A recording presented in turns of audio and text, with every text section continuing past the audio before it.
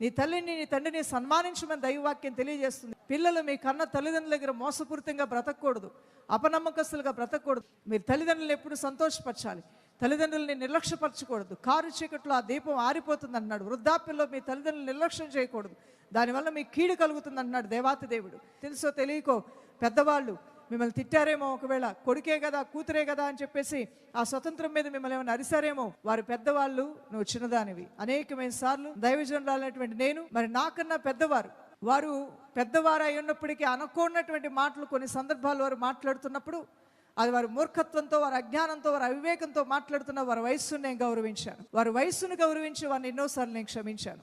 నా దేవుడు నాకు ఏదీ తక్కువ చేయలేదు, నన్ను ఆయన ఘనపరుస్తూనే వచ్చాడు. దైవజనమా, వయసుకు విలువ ఇవ్వండి.